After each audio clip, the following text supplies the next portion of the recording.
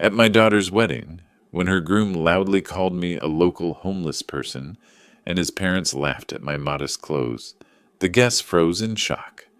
I just smiled, grabbed the microphone, and uttered one sentence. Their faces instantly turned pale. They couldn't believe their ears. Before we continue, please subscribe to the channel and write in the comments what time it is where you are now. My hand rested on the brass door handle of the harbor room for 3 seconds longer than necessary. I smoothed my blazer, the navy one I'd worn to retirement dinners and funerals, and stepped inside. Mitchell saw me before I saw him. I caught it in my peripheral vision, that microsecond assessment, eyes traveling from my collar to my shoes and back again. His expression didn't change, but something behind it did. I'd seen that look in courtrooms when defense attorneys realized they were working with weak evidence. Mr. Collins. He stood eventually, extending his hand with the enthusiasm of a man fulfilling a contractual obligation.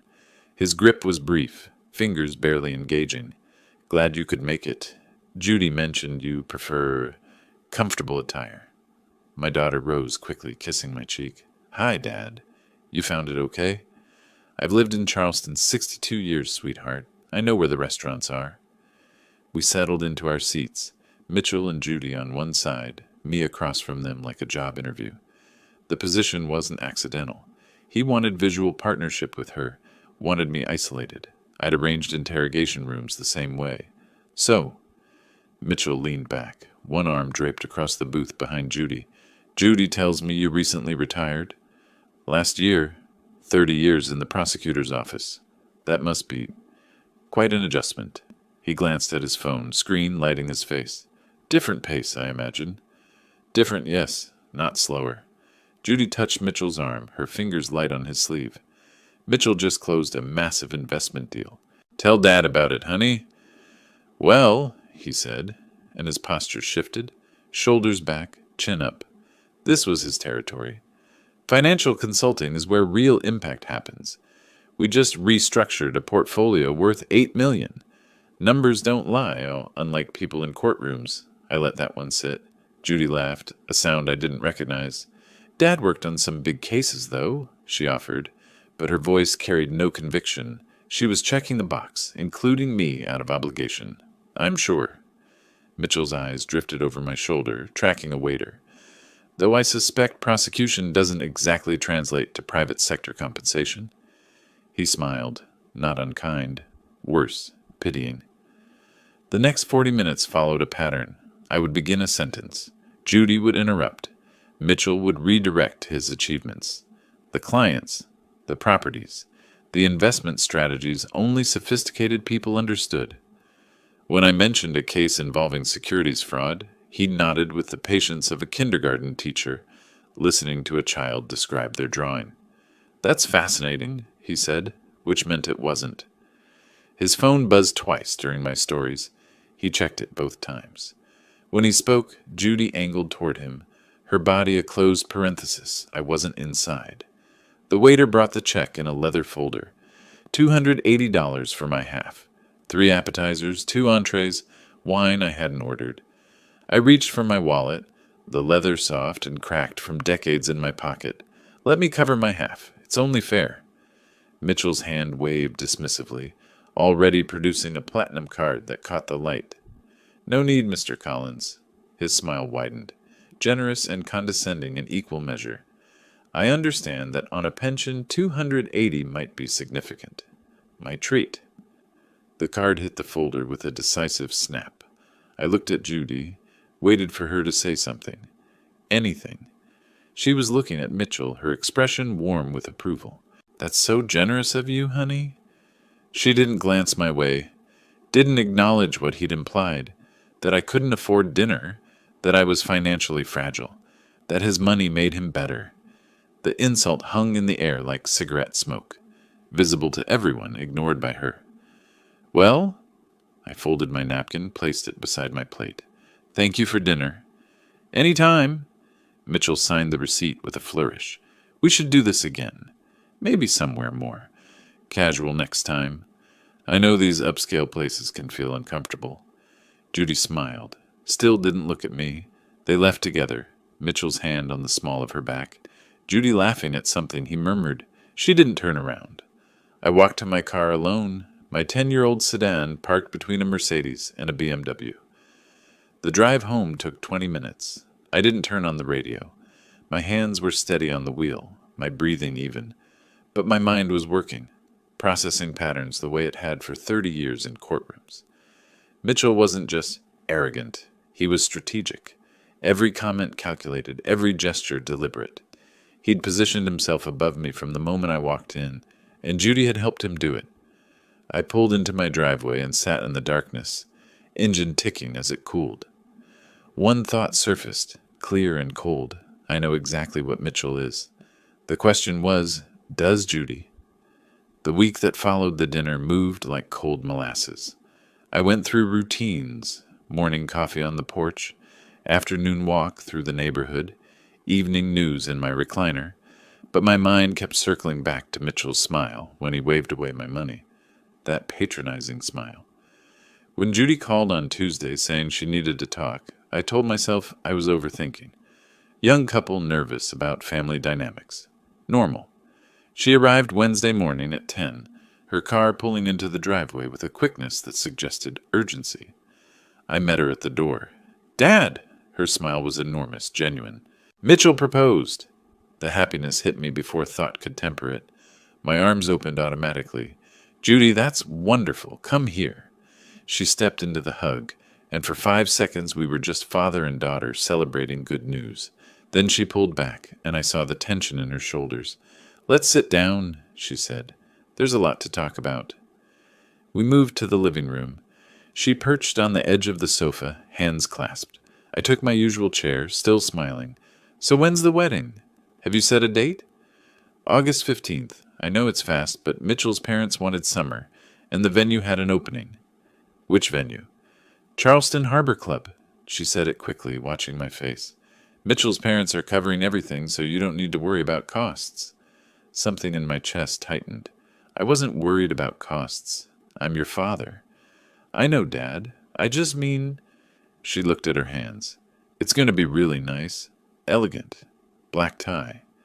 I can rent a tuxedo, Judy." "Of course, that's not—" She stopped, recalibrated. "Mitchell's family has certain expectations. Traditional. His parents, Willard and Helen, they're very involved in Charleston society. The guest list is specific." I waited. In interrogations, silence makes people reveal more than questions do. "It's intimate," she continued. "Very small. About 80 people.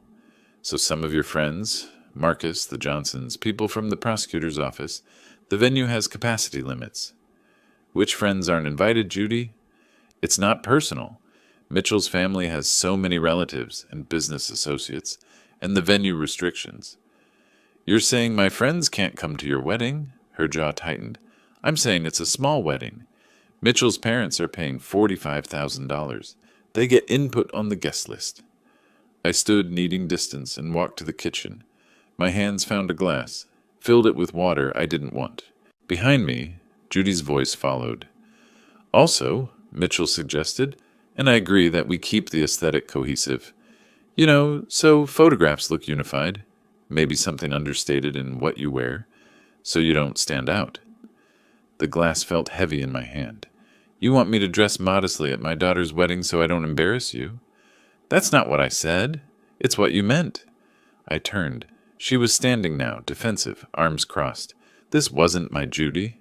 Or maybe it was, and I'd been refusing to see it. "Mitchell's world is different from yours, Dad. That's just reality. I'm trying to navigate between both, and it would help if you understood that." "I understand perfectly." She left 10 minutes later, the conversation dying in uncomfortable silence. I watched her car disappear down the street and felt something shift in my chest. Not heartbreak, that was too simple. Recognition, maybe, of patterns I'd ignored because she was my daughter. The next day I drove to the bank, then the grocery store, filling afternoon hours with mundane tasks. When I pulled back into my driveway at 3, I heard her voice before I saw her car. The living room window was open. Judy's laugh carried through it, bright and unburdened. I know," she sounded delighted. Dad's blazers are from the 90s. I swear one still has shoulder pads. I'll handle it diplomatically. Keep him from the receiving line where people take photos. Silence. She was listening to whoever was on the phone. Mitchell, obviously. He won't be at the head table anyway. Your parents, my bridal party. That's plenty. We'll put Dad with some of your parents' distant cousins. He'll be fine. More laughter. Easy. Conspiratorial. You're right. It's better this way. He wouldn't be comfortable around the Harbor Club crowd anyway. We're doing him a favor, really? I stood in my driveway, keys in hand, and listened to my daughter mock me to her fiancé. She left 20 minutes later. I waited until her car turned the corner before I entered my own house. That evening I sat at the dining room table and stared at the wall. The hurt was still there. I'm not inhuman. But underneath it, something else was crystallizing. Something cold and familiar. I walked to my bedroom closet and pulled out a cardboard box from the top shelf.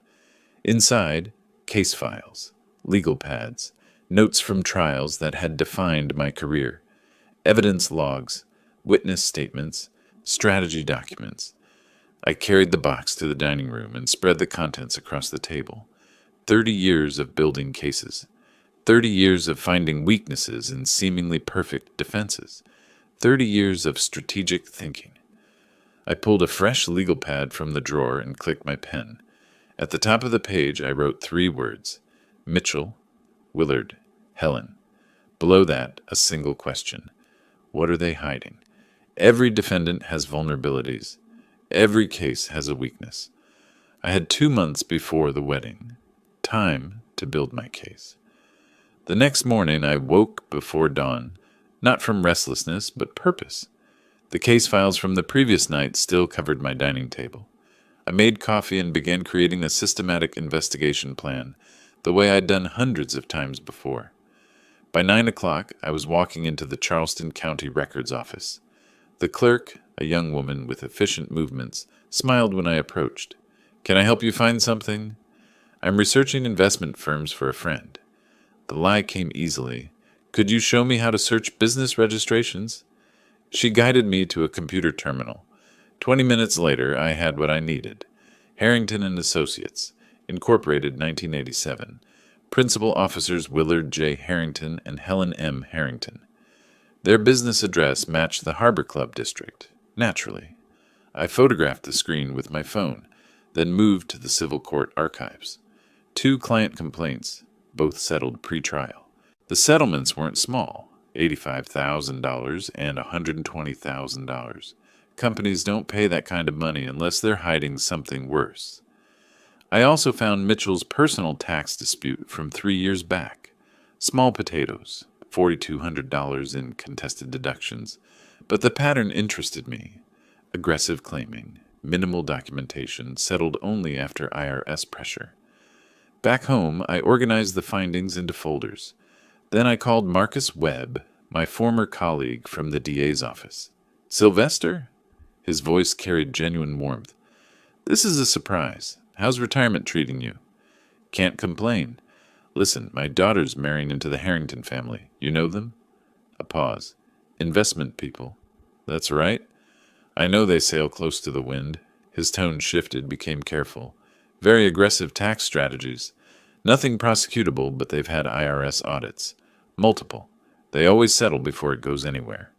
Settle how? Pay the fine, promise to restructure, then find new loopholes. It's a pattern. I thanked him and hung up, adding notes to my files. 3 days later, I sat across from Robert Chen in his downtown office. The attorney's eyes moved over the documents I'd spread across his conference table. Mr. Collins, you're paying for my expertise, so I'll be blunt. He tapped one of the pages. These deductions they're claiming? Legal but aggressive. 1 thorough audit, and they'd face serious penalties. How serious? 40 to 60,000 in fines, possibly more. The IRS doesn't appreciate creative interpretation. I leaned forward. What would trigger an audit? Chen's eyebrows rose slightly.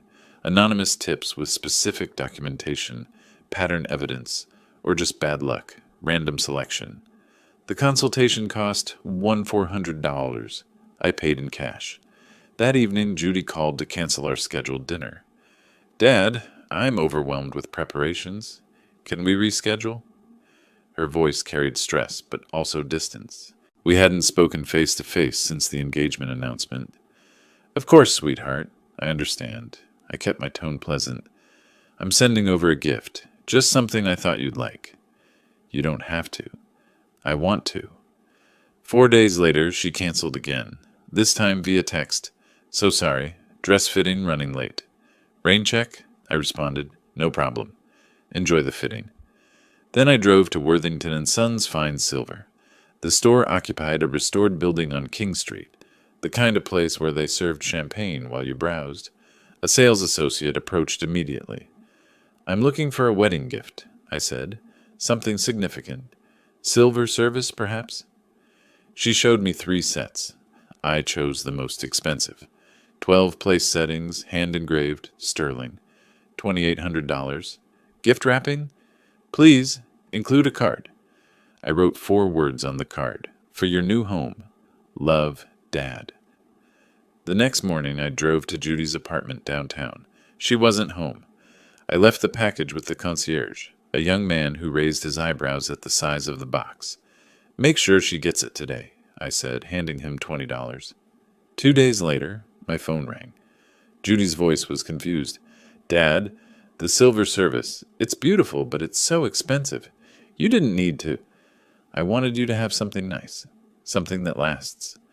Mitchell was surprised. He said, well, he thought it was generous. I smiled at the wall. I'm glad you both like it. After we hung up, I imagined their conversation. Mitchell recalculating his assumptions about me, wondering if I had money they didn't know about. Good. Let them wonder. 2 days later, the invitation arrived. Cream cardstock, embossed lettering. Mr. and Mrs. Willard Harrington request your presence at a rehearsal dinner in honor of Mitchell Harrington and Judy Collins. Their estate address was in the most exclusive part of Charleston. I studied the names. Willard, Helen. Now I had faces to attach to the business records. I called the number on the invitation to confirm attendance. A woman answered, Helen, I presumed, her voice carrying that particular Charleston society accent, honey over steel. Mr. Collins, we're so pleased you can join us. Of course I'll be there, I told her. I'm looking forward to meeting you both. I was. I dressed carefully for the rehearsal dinner. Not my best clothes, but not my worst either. Let them see what they expected. For now. The Harrington estate sat 40 minutes north, in a gated community where property values started at $2 million.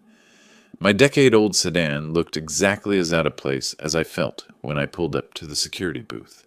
The guard checked my name against a list, then waved me through. The driveway curved through manicured grounds for a quarter mile before the mansion came into view. Colonial style, white columns, 3 stories. Landscape lighting made it glow against the evening sky. I parked beside a Range Rover and a Mercedes, then walked to the front door. Mitchell answered, Mr. Collins, right on time. He led me through a foyer with marble floors and a chandelier that probably cost more than my car. Voices carried from the back of the house. Mom, Dad, Judy's father is here. They emerged from what looked like a study. Willard, tall, silver-haired, golf course tan. Helen, elegant in silk, jewelry catching light.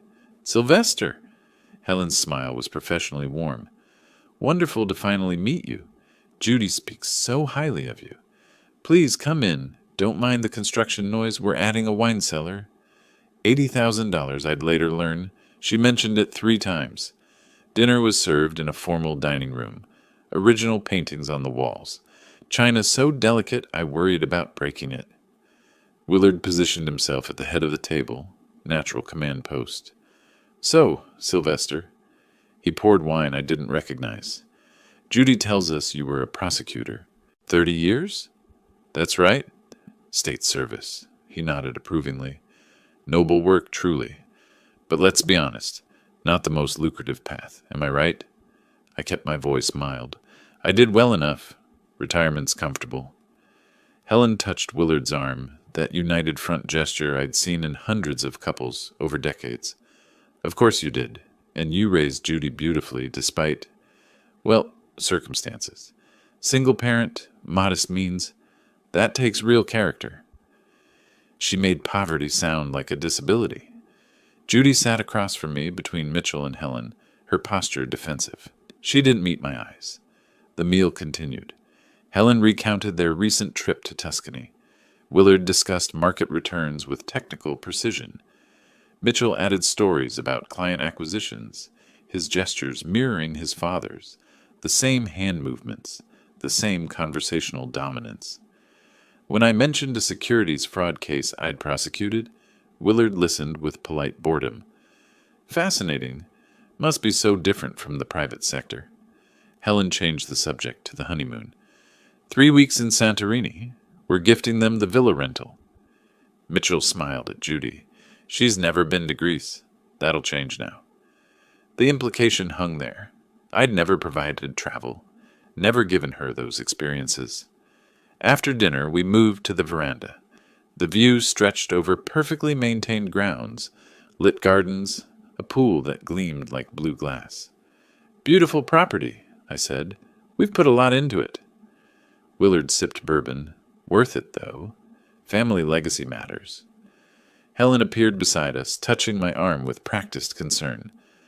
Sylvester, I wanted to mention your suit for the wedding. Do you have something appropriate? I'll be fine. Of course, of course. Her smile didn't change. But if you need, our tailor has a lovely discount section.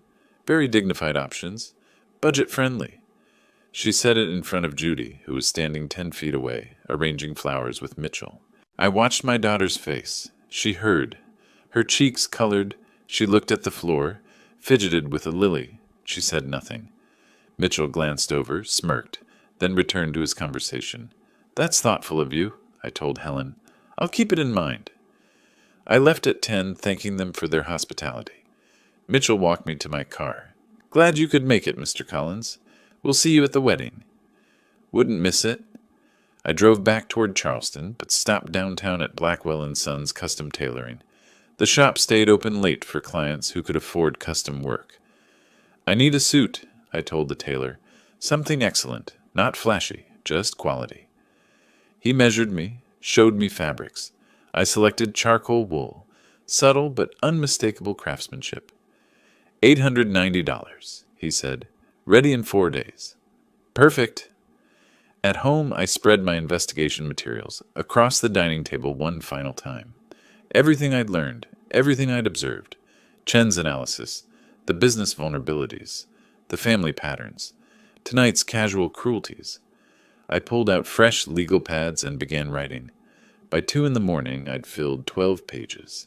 Every step mapped, every contingency planned, every vulnerability identified. At the top of the first page, I'd written a single question. What's the appropriate penalty for contempt? Below it, I'd answered myself. Public humiliation followed by systematic dismantling. The wedding was in 7 days. I had work to do. The morning of Judy's wedding, I dressed in the suit I'd ordered the week before. It fit perfectly. Nothing flashy, but unmistakably quality.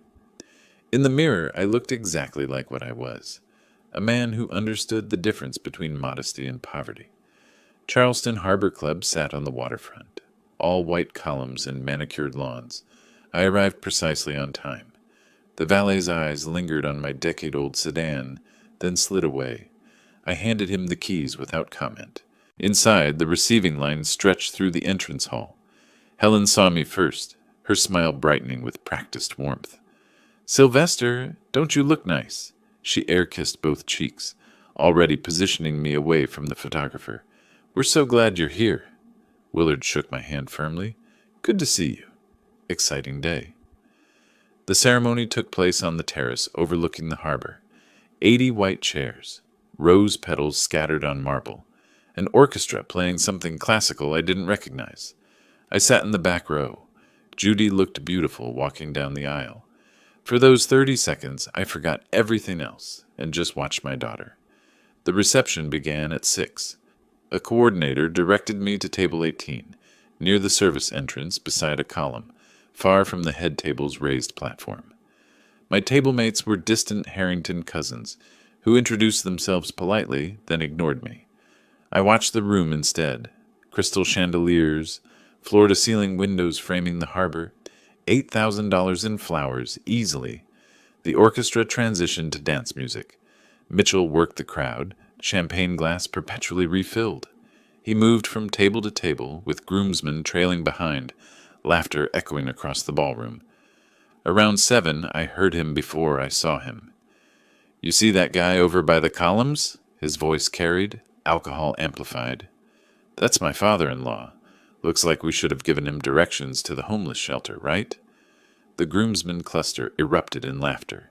People at nearby tables turned. One groomsman said something I couldn't hear. Mitchell responded louder. "What? I'm just saying. Look at that suit." More laughter. Helen's table was 15 feet away. She heard. I watched her lean toward her companions, voice carefully modulated to carry. "Well, the suit is certainly economical. We offered to help, but—" She shrugged, letting the implication hang. The laughter spread, not raucous, but knowing. Social warfare disguised as observation.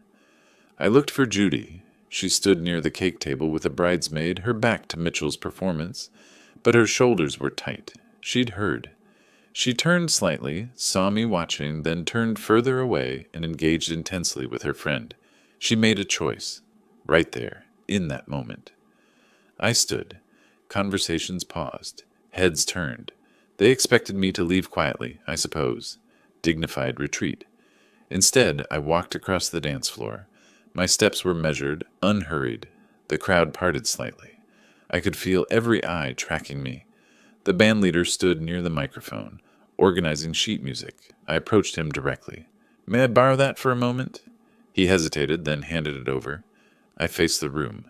150 people. Conversations dying in waves as they realized something was happening. "I want to congratulate the newlyweds." My voice carried clearly. 30 years of courtroom projection. "And thank the Harrington family for this beautiful event." Mitchell's face had frozen mid-smile. Willard leaned forward slightly.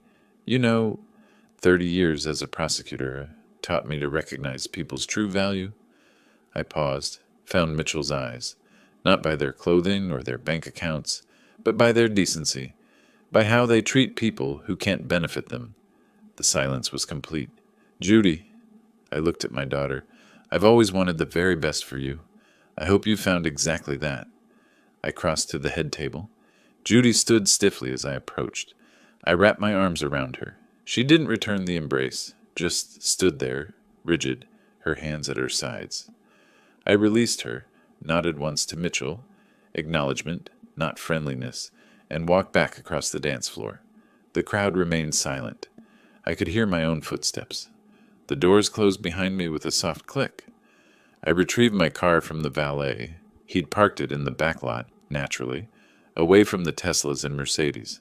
I didn't drive home. Instead, I headed downtown to the 24-hour FedEx office on King Street. The manila envelopes were already prepared, sealed, addressed. I'd filled them out 3 days ago. Internal Revenue Service, Charleston Division, Charleston Better Business Bureau, both with detailed documentation inside. I dropped them in the overnight slot. By Monday morning, they'd reached their destinations. The wedding had been Mitchell's game. This was mine. I woke Sunday morning clearer than I'd felt in weeks. While Mitchell and Judy were boarding their flight to Greece, I made coffee and opened my laptop. The IRS complaint form appeared on screen. I'd drafted it 3 days earlier, but now it was time to finalize and submit. I spread Robert Chen's notes across the table. 3 years of Harrington and Associates tax returns, public information for registered investment firms. Chen had highlighted the vulnerabilities. Now I documented them. Schedule C business expenses, $47,000 in client entertainment, possible but aggressive. Home office deduction, 40% of a 6,000 square foot residence. Legal but questionable. Income classification shifting between personal and corporate to minimize tax burden. Pattern suggesting strategic manipulation. I wrote carefully. Not accusations, observations, questions for review. The language mattered. Too aggressive, and they'd dismiss it as vendetta. Too vague, and they'd ignore it. Respectfully submitted for examination. Potential misclassification of income under Section 162. Entertainment expenses exceeding reasonable business necessity under Section 274. Home office deduction inconsistent with primary business use. 8 pages. Specific line items. Tax code references. The kind of complaint that triggers mandatory review. I printed it, signed where required, made copies for my file. The Better Business Bureau complaint was simpler. I adopted the persona of a concerned former client. Vague enough to avoid defamation, specific enough to seem credible. Aggressive sales tactics, pressure to invest in high-risk portfolios, minimal disclosure of fee structures. 3 pages, anonymous. Unverifiable but requiring investigation. At 3 o'clock, I drove to the post office downtown. The clerk processed my certified mail. "You'll get tracking confirmation," she said. "Perfect. I want to ensure it's received." I dropped the BBB complaint in the regular mail slot. Then I went home and waited. For 3 days, I maintained completely normal routines. Monday, grocery shopping, afternoon walk. Tuesday, library, lunch at the diner on Broad Street. Wednesday, morning coffee on the porch, reading the novel I'd been meaning to finish. Bureaucracy moves at its own pace. I'd filed enough complaints as a prosecutor to know the rhythm. Thursday afternoon, I was deadheading roses in my garden when my phone rang. Unknown number. "Hello? Sylvester?" Willard's voice, controlled but tight. "I wanted to thank you again for attending the wedding. Your speech was memorable." I set down the pruning shears. "I meant every word. Judy deserves the best." "Of course." A pause. "Unusual timing. We've just received notice of a tax audit. Quite thorough, apparently. 3 years of returns. You wouldn't happen to know anything about that?" I kept my voice perfectly mild. "Tax audits? That's unfortunate. But you run an honest business, don't you? I'm sure it's routine." "Routine?" His tone hardened. "Right. If your books are clean, you have nothing to worry about." I picked up the shears again, examined a rose. "Though I hear these things can take months, and the legal fees can be significant, but I'm sure you're prepared for that." Silence stretched between us. "Wasn't that the point?" I continued quietly. "Being prepared?" More silence. Then, "I see. Do you? Because I want to be clear. I don't make threats, Willard. I taught myself long ago that threats are just noise. I prefer action. Measured, legal, thoroughly documented action. This is about Mitchell's behavior at the wedding. This is about a pattern of behavior. Your son's, your wife's, yours." I let that settle.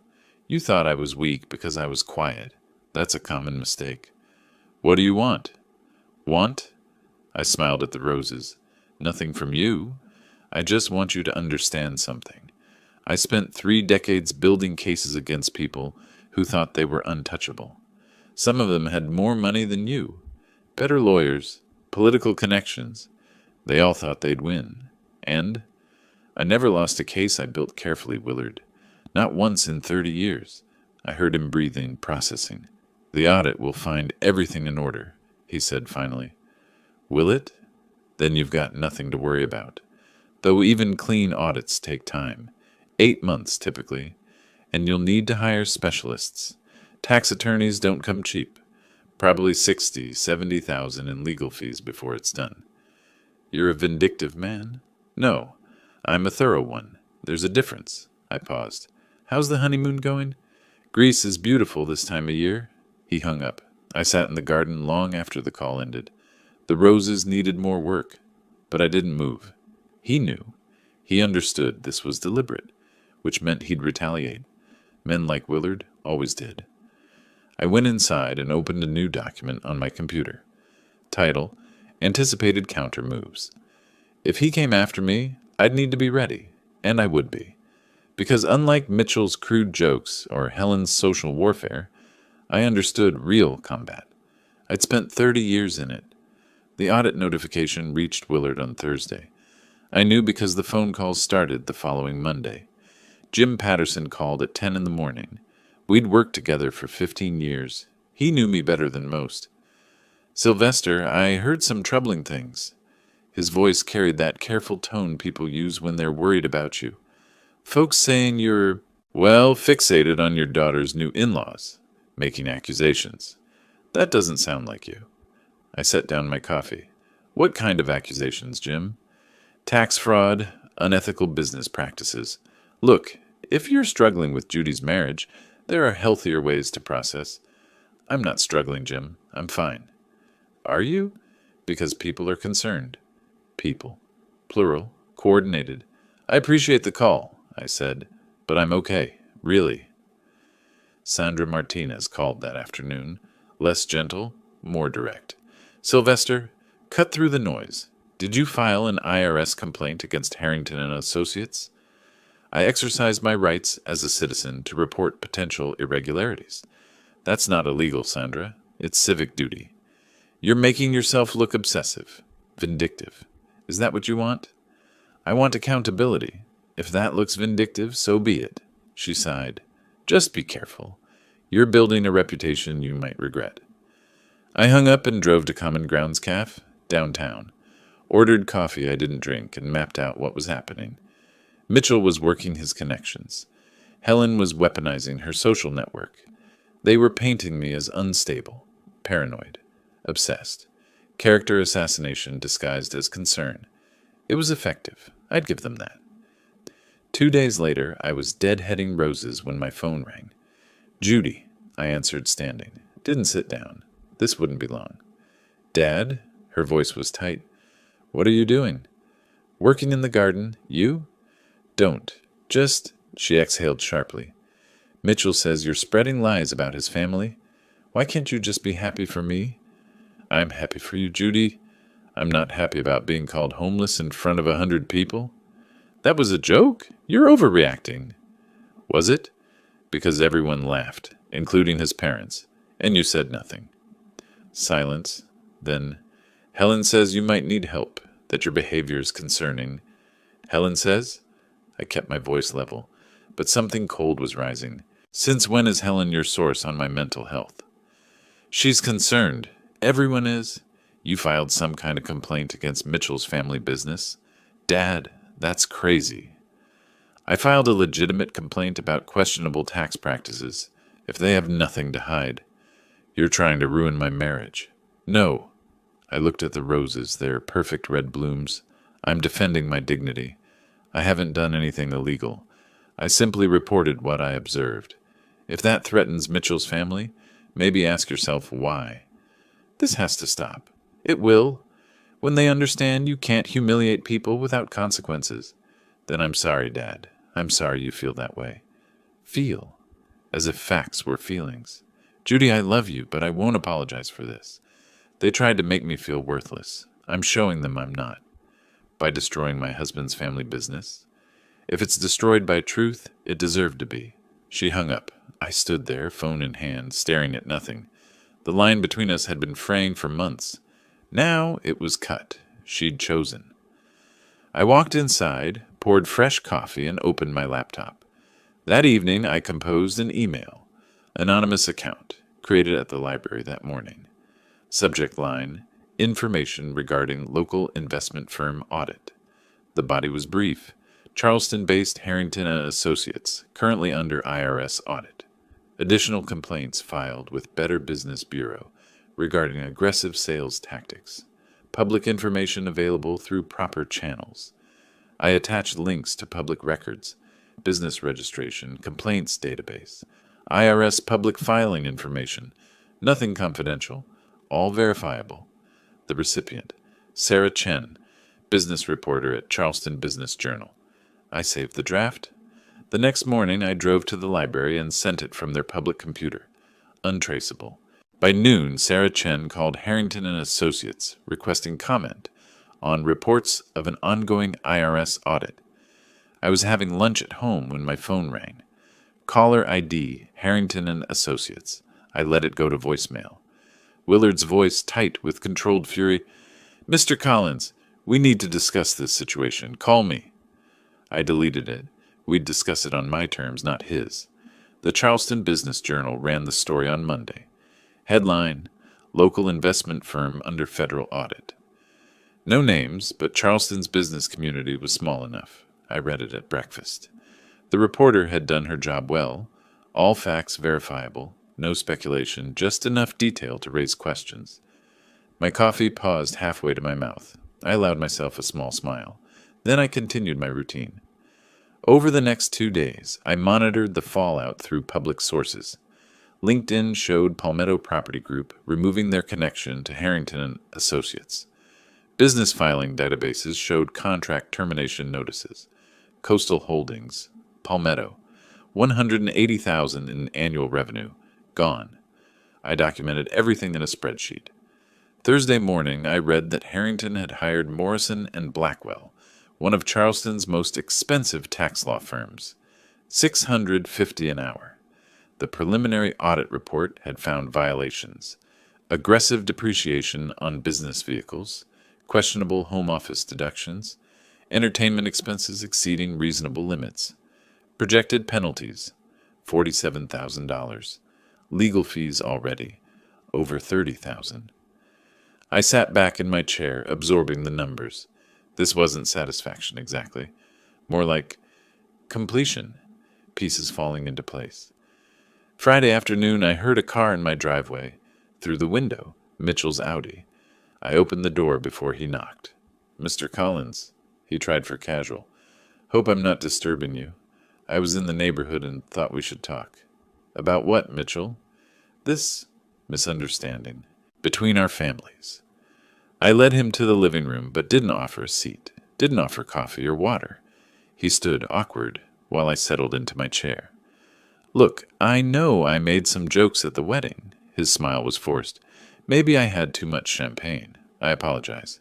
Can we move past this?" "You called me a homeless man," I said flatly. "Your parents laughed. Judy said nothing. That wasn't champagne. That was who you are." His smile cracked. "Fine. You're upset. I get it. But this IRS thing, the Business Journal article, that's too far. You're hurting Judy too. We're losing clients. My income. I filed a legitimate complaint about questionable tax practices. If the IRS found problems, that's between your firm and them. You know exactly what you're doing." His voice rose. "This is revenge. You're trying to ruin us." "Ruin you?" I met his eyes without blinking. "No, I'm holding you accountable. There's a difference." He paced to the window, back again. Young man energy with nowhere to go. "What do you want? Money? An apology in front of people? What?" "I don't want anything from you, Mitchell." "Then why?" "Because you thought I was an old fool you could humiliate without consequence." I leaned forward slightly. "You were wrong. I practiced law for 30 years. I know how to use it. I haven't done anything illegal. I simply exercised my rights as a citizen. If your firm's books are clean, you'll be fine. If they're not, you'll pay the appropriate penalties. That's how systems work. You're destroying my family's business over a joke. I'm exposing problems that already existed. If a joke can destroy your business was already fragile." His hands clenched. For a second I thought he might try something physical. I'm 62, but I didn't move. Just watched him. He deflated instead. "Please," he said quietly. "Judy's caught in the middle of this. She's falling apart. Then she should have defended me when you mocked me. She didn't know what to say. She knew. She chose silence." He stared at me, understanding finally that there was no negotiation here. "You're a vindictive man." "I'm a thorough one," I corrected. "You wanted to see what I was made of. Now you know." He left without another word. I sat there for several minutes after his car disappeared. Then I poured 2 fingers of bourbon, rare for me, and walked to the front porch. The afternoon heat was oppressive. I sat in the old wicker chair and stared at the street, glass warming in my hand. This should feel better, I thought. Victory should taste sweeter. Instead, it just tasted necessary. I finished the bourbon and went inside to document the encounter in my case file. Mitchell's desperation, his failed attempts at manipulation, the confirmation that the strategy was working. I was typing when my phone rang. Judy. I stared at her name on the screen. She'd called 5 times in the past week. I'd answered none of them. This time I picked up. Dad! Her voice was ragged. Please, you have to stop. Mitchell's family is falling apart. He's talking about, I don't know what to do. I closed my eyes, took a breath. Judy, I love you. But I can't stop. Not until they understand you can't humiliate people without consequences. But I'm the one suffering. This is my marriage. Then you should have defended me at the wedding. Silence. Then quietly, I can't fix this, can I? No, I said. You can't. She hung up. 3 more clients left by Wednesday. I tracked each departure through LinkedIn notifications and public contract databases. Seabrook Investments, Charleston Capital Partners, Heritage Financial, combined annual revenue, $250,000. The firm was bleeding out. Slowly, but steadily. Martha Patterson called Thursday afternoon, Jim's wife, member of Charleston Garden Society's board. Sylvester, thought you should know. Helen Harrington resigned from the charitable committee today. Patricia Worthington mentioned financial concerns. She paused. Just thought you'd want to hear it. I appreciate that, Martha. She didn't ask questions, didn't need to. I made a note in my files. Helen's social position, carefully constructed over decades, was crumbling. For a woman who valued status above nearly everything, this would hurt more than the money. I allowed myself a brief smile. Friday evening, my phone rang. Judy. I stared at the screen through 5 rings. I'd avoided her calls all week. Part of me wanted to keep avoiding them, but I answered. Dad? Her voice was wrecked, raw from crying. Please, I don't understand what's happening. Mitchell's family is falling apart. The business, Helen's committee, everything. Mitchell says you did this. Please tell me he's wrong. I kept my voice steady. I filed legitimate complaints about questionable business practices. That's all. That's all? Her pitch rose. Their reputation is destroyed. Why? Because of a joke at the wedding? That's insane. Something in me snapped. A joke? I stood abruptly, pacing to the kitchen. He called me homeless, Judy, in front of 100 people. His parents laughed, and you... I stopped, breathing hard. You turned away. You pretended not to hear. I was embarrassed. I didn't know what to do. You knew exactly what to do, defend your father. But you chose them. You chose their money and their status over my dignity. So this is punishment? She was sobbing now. You're punishing me by destroying my husband's family? I'm not destroying anything. My voice filled the kitchen. I'm holding them accountable. If they're honest, they'll survive. If they're not, they'll pay the price. That's how the world works. You're being cruel. I'm being just. I gripped the counter. Judy, I love you, but I won't be anyone's punching bag. Not Mitchell's, not his parents, and not yours. If that makes me the villain in your story, I'll live with it. At least I'll live with my dignity intact. She hung up mid-breath. I stood there, phone still pressed to my ear, listening to silence. The sun was setting. I should turn on lights. Instead, I sat at the kitchen table and watched darkness gather. Had I gone too far?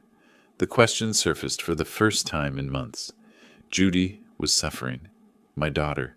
The person I'd raised alone, protected, loved above everything. I sat in the darkness for over an hour, not moving, just thinking. The house grew cold around me. Or maybe I grew cold, hard to tell. Then I remembered. Mitchell's smirk when the waiter brought the check. Helen's sweet poison about my economical suit.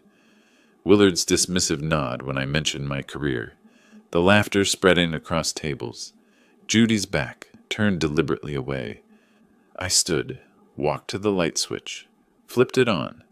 The kitchen flooded with harsh brightness. I returned to my office and pulled up the latest business filings. Harrington and Associates had laid off 2 more employees. Revenue projections showed another 15% decline. I documented it methodically. This wasn't cruelty. This was consequences. I was back at my computer when the email arrived. Subject: IRS audit conclusion public record request. I'd filed a Freedom of Information request 2 weeks earlier. Standard procedure for public interest in federal investigations. The audit was concluding. Findings: $47,000 in penalties for improper deductions, $31,000 in back taxes owed. Additional recommendations for improved compliance, not criminal, not devastating, but permanent on their record. I saved the document, closed my laptop. It was done. The audit report arrived by certified mail on a Tuesday. Findings confirmed: $47,000 in penalties, $31,000 in back taxes. Recommendations for improved compliance procedures. Harrington and Associates issued a brief public statement acknowledging resolution of routine audit matters. Routine. The word made me smile. 2 weeks later, I sat on my front porch with a book I wasn't really reading. The late August heat had finally broken. A breeze moved through the oak trees. I heard the car before I saw it. Judy's sedan pulling into my driveway. I closed the book but didn't stand, just waited. She got out slowly, hesitated at the bottom of the porch steps. I gestured to the empty chair beside me. No words needed. She climbed the steps and sat. We both stared at the street.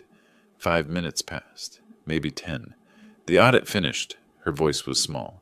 They had to pay almost $80,000. 8 clients left. Mitchell's bonus is gone. His parents are talking about selling the beach house. I know, I said quietly. Public record. You're still tracking it?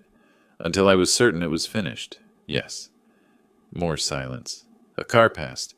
Someone walking a dog. I understand now. She looked at her hands. What you felt.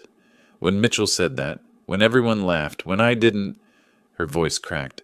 I'm sorry, Dad. I'm so sorry. I know you are. I turned to face her. But sorry doesn't change what happened. It just means you finally see it clearly. She nodded, tears starting. Mitchell says you destroyed them. No. I held them responsible. They destroyed themselves with their arrogance. The IRS found real violations, she said. Mitchell finally admitted that. Said his dad always pushed boundaries with deductions. Then they got caught. That's not revenge. That's accountability. She wiped her eyes. What about us? Is there an us anymore? I reached over and took her hand, held it firmly. I'm still your father. That doesn't change. But I won't pretend that wedding didn't happen. I won't forget that you chose their comfort over my dignity. I know, she squeezed back. I have to live with that. If you truly understand what happened, not just that I'm hurt, but why I acted, then yes, we can start over. But it won't be the same. You're part of their family now. I accept that. But I'm not your punching bag, and I'm not their joke. Those boundaries don't move. I understand. We sat together as the sun dropped lower. Orange light filtered through the trees. Neither of us spoke for a long time. How's the marriage? I finally asked. Strained. Mitchell's angry. At you, at his father, at me for coming here. But he's also scared. His whole world was based on his family's reputation and money. Now both are damaged. Maybe that's not a bad thing. Maybe he'll learn what actually matters. Maybe. She didn't sound convinced. The sky turned purple. Streetlights flickered on. I should go. She stood. Mitchell will wonder where I am. Will you tell him you were here? She hesitated. Yes, I will. I nodded. Small honesty, but a start. She kissed my forehead, something she hadn't done since childhood. Can I come back? Next week? I'd like that. I watched her car disappear down the street.